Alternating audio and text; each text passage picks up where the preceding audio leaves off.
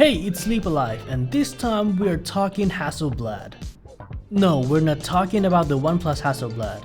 We're talking about its cousin, the Oppo Find X5 Pro, which is co-developed with Hasselblad, just like OnePlus. On paper, the Oppo Find X5 Pro looks really similar to its predecessor, the Find X3 Pro, with two Sony IMX766 sensor on both main and the ultra-wide cameras, but this time with an IBIS. But this time, instead of a microscope camera on which the Find X3 Pro was real fun to use, we got a proper zoom lens here, with 2x optical zoom. Sure, the specs does sound a little boring, but Oppo doesn't stop there. This time, Oppo also designed a dedicated NPU chipset specifically for image processing, called the MariSilicon X, to help process the photo and videos taken on this phone to look as good as possible, and it's even printed here on the camera module. And to top it all off, the cameras on the Find X5 Pro are co-developed with Hasselblad, which you know is one of the most renowned medium format camera manufacturer out there. They even call this a Hasselblad camera for mobile. But all these specs are just numbers. They don't exactly reflect how the real-world performance does. So let's see how this phone performs against the S22 Ultra and the iPhone 13 Pro Max, which are among the best smartphone camera in the market right now. Let's dive in. Let's start off with a photo taken in a good lighting condition. And wow, the Find X really stands out, but not exactly in a good way. It's super vibrant and super colorful to the point that it's not accurate at all. Like this plant over here. Instead of green, it's yellow. And this wall over here as well. I would say the iPhone 13 Pro Max is the most accurate among the three. And for details, all three are pretty much the same. Good job, all three. In this picture, all three looks even closer to each other. But with the white on the ceiling on the Find X5 Pro leans more toward the yellowish green. Other than that, everything else looks pretty similar. So let's zoom in. The most obvious difference is the plant here. The green on the Find X5 Pro is more vibrant and more saturated than the other two, and it's even got the best details as well.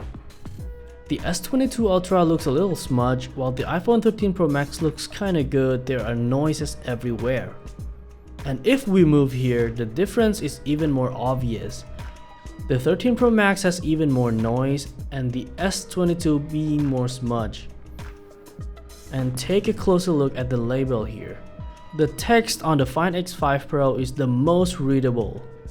This time, the Find X wins. In a challenging lighting situation, I'm super surprised that all three looks really close. There are just little differences in the colors and the details here and there. First thing first, the exposure on the S22 is the brightest among the three, and that causes the highlight to be a little overexposed, except for the leaves here that the iPhone can't maintain any detail at all. Another difference is in the color of this flower over here.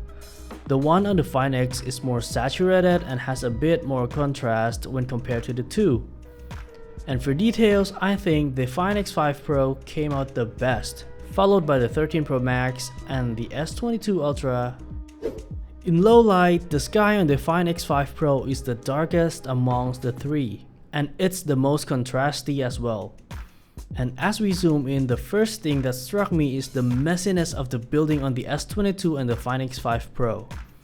There are noises and grains everywhere, while the 13 Pro Max still looks clean and still retains tons of details. But as we move up to the sky, things change. The sky on the S22 Ultra is the cleanest, and this time followed by the 13 Pro Max, then the Find X. And in the even darker area of the photo, the 13 Pro Max and the Find X's shadow are pretty much crushed.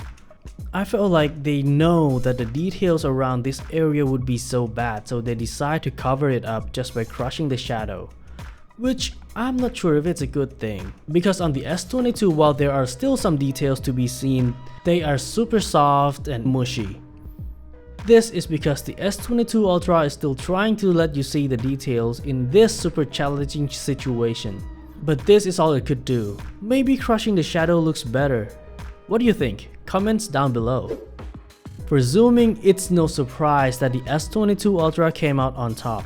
It's got 10 times optical zoom while the other two are 2 times and 3 times. The zoom on the Ultra is just in the league of its own. But between the Find X and the 13 Pro Max, I would give it a tie. Because even though the 13 Pro Max is a tad bit sharper and has more detail, it added so much digital sharpening to the point that it looks pretty bad.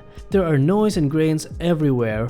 The Find X might not have the same level of detail, but the photo came out with a more pleasing look even though it's blurred. It looks like the Find X5 Pro is trying to cover its weak point by adding blur to the photo, which I think is a smart move because the photo came out more natural looking. For ultra wide, first off I noticed the magenta tint on the photo taken on the iPhone while the Find X leans more toward the cool tone. Another thing I noticed with the 13 Pro Max is the noise level on the lower half of the photo. There are tons of noise again, while the 22 Ultra looks way cleaner and the Find X is the cleanest. And for details, the Find X also wins. The IMX766 sensor really shines here, closely followed by the S22 Ultra, and left behind is the 13 Pro Max. For portraits, at first glance I thought, this looks pretty much the same except for the exposure. But when zoomed in, we can clearly see the S22 misblurred the back part of the hand. Then on the Find X, I thought it was pretty good, but this time the space between the fingers got blurred, while the other two didn't. Then there's the iPhone 13 Pro Max that I thought, this got to be good. But the edges on the right hand are poorly cut out. For skin tone, I'd say the 13 Pro Max came out the most accurate. The Find X5 Pro is a bit too bright and has magenta tint on the face, while the S22 came out underexposed and a little flat. For details, the three are very close, but there's a slight edge on the 13 Pro Max, such as these pores and hairs on the arm. For video, once again, they appear to be pretty much the same, with the Find X being a little brighter than the two. But as we take a closer look, we can see that the Oppo has the most noise in the lower part of the video, while the 13 Pro Max and the S22 Ultra still looks pretty clean. Moving up a bit, we can see that the iPhone kept the most detail in the shadow and has a better dynamic range than the other two. The shadow on the S22 and the Find X5 Pro are almost crushed. Let's take a closer look at this building over here. Samsung added too much contrast to the building that it looks super dirty than it actually is. The Find X lacks contrast that it looks way cleaner, while the iPhone is the most accurate here. Speaking of accuracy, the iPhone has the most accurate color among the three, such as the red on the building over here. It's literally that tone of red to the eye. The Find X is a bit brighter tone of red and the S22 Ultra is a depressed darker tone of red.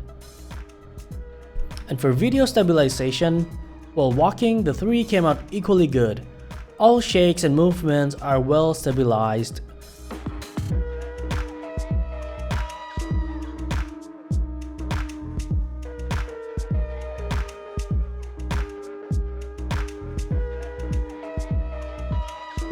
But when running, we can clearly see that the S22 Ultra came out on top.